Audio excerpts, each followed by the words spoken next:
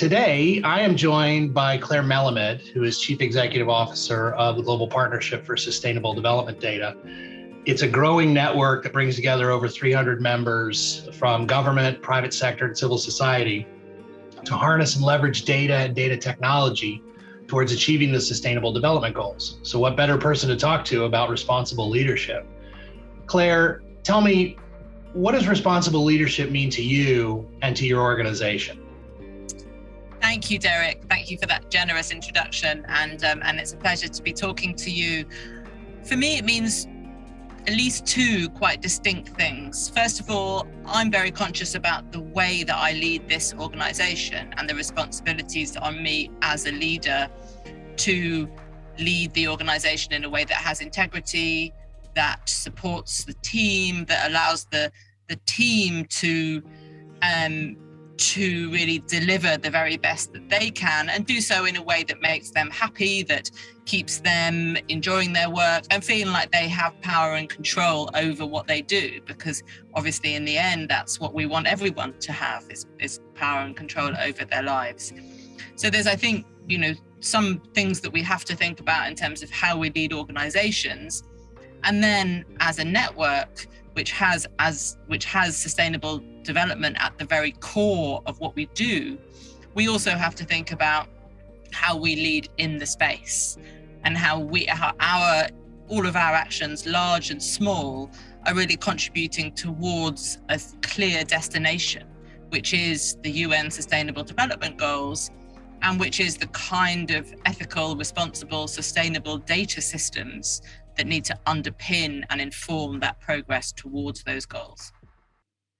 That's excellent. It's interesting, isn't it, that sustainability, of course, for the planet, for the world, and for society at large is, of course, and appropriately focused on what we have available to us on this planet, and perhaps if we get to the point of no return, trying to figure out how to ensure that we continue to be good stewards as human beings and as organizations. But sustainability also has to do with people and people in organizations and being thoughtful about being good stewards of those whom you lead and guide. Could you say a few more things about that, about how that is perhaps a part of what GPSDD does internally and perhaps how it helps focus on it externally? Sure, I've been very conscious of that in the 6 years now that I've been privileged to lead this organization. It's a very young organization, so we had the opportunity to create an organizational culture and a set of working practices really from scratch. And it's also an organization that's always been very international. Our team members at the moment are based in 7 different countries, and it's always been the case that we've had team members who've come from very different sector backgrounds, different countries, different approaches to work. And so we've had to think very hard and really more deliberately than I have ever done before about how we want to work together and how we can do that in a way which has integrity and which sort of satisfies our desire to be good people as well as to be a good organization.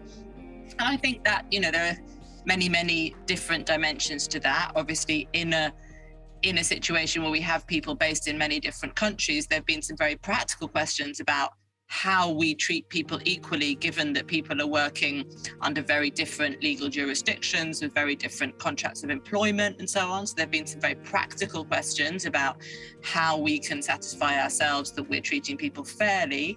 And then there have been the more intangible and cultural issues about how we treat people, our expectations around working hours, around how we respond to people's requests for time off and so on, and just the sort of role of the leadership in setting a culture, really. And I think I was never so conscious of an organizational culture before I had the responsibility of creating one, but it's made me think really very hard about all of those much more intangible things, but the things that basically really make a difference between whether people want to come to work or not. And in the end, if you don't have that, you don't have an organization.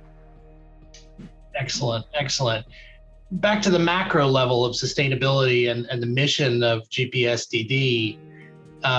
Of course, part of what is intended by your mission is to empower people and organizations and parts of society to have access to data that gives them depth of understanding with regard to sustainability.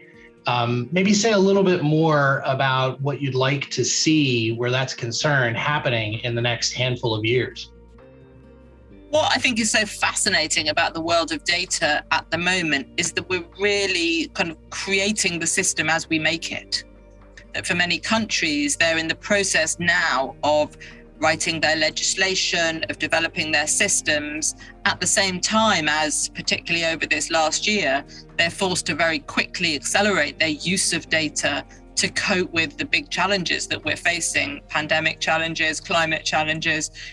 And I think, we don't, in other areas such as public health, for example, we have a clear idea that's been developed over many years, if not even centuries, about what we collectively as a society would like to see and the kind of protections that we aspire for people to have and so on. They may look different in different countries, but we know what the goal is.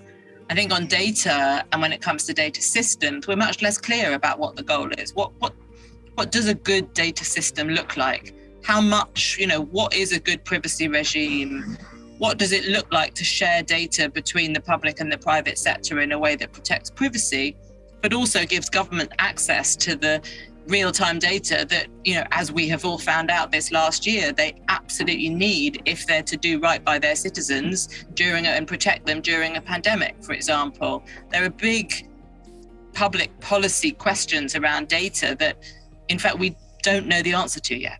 I think we're discovering as we go what makes a good system. And every small thing that we do is taking one step towards that larger goal. So we have to be incredibly thoughtful and responsible about each small step that we take, because, we are, as the saying goes, making the road by walking. And more so because it's not a road that has been well traveled. So I think, we're collectively deciding what a sustainable and an ethical data system looks like at the same time as we're working together to create it. It's an incredibly exciting and privileged position to be in, but it does require a lot of thought and a lot of difficult conversations. Really, that's what the Global Partnership specializes in, is bringing together organizations, points of view, different interests, whether they be commercial or political interests that perhaps don't naturally find themselves in rooms together, and that may be because to some extent they have somewhat different perspectives and different approaches. And really that's what we're about, is doing the hard work to get all of those different perspectives together and understand how to create the system that gets us where we want, but gets us there in a way that brings everyone along with us. If you were going to offer one positively tinged, perhaps challenge to leaders from all walks of life in the world, small organizations, large organizations, what might be that one challenge you'd like to offer them from the perspective of the Global Partnership?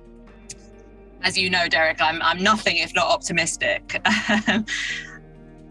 For me, what is so exciting about this moment is how many different models we're being offered for how to do things. It used to be maybe 50, 20 years ago, there was sort of one way to get things done, and that was the men generally in suits in smoke-filled rooms way. And I think what has been so exciting about the last few years and the way that some of the big activist movements have combined, some of the new forms of leadership that we're seeing in companies, in governments, some of the ways that those two things have combined, and activists and governments and companies talking to each other more, has been that we're being offered lots of different ways to do things. I think as a leader, that's incredibly empowering, because it really means that you can think harder and do better. And I think as people who collectively are trying to shape the planet, the more options that we have, the better. So I think it is a very exciting, although also somewhat daunting time. That's excellent, Claire. Thank you very much, not just for taking time to speak with us today, but for leading the organization that you lead. It is incredibly important. It is a very exciting convening of different parts of the world that are going to affect positive change where sustainability is concerned. So we thank you very much for everything that you do. Thank you. It's a pleasure to work with you.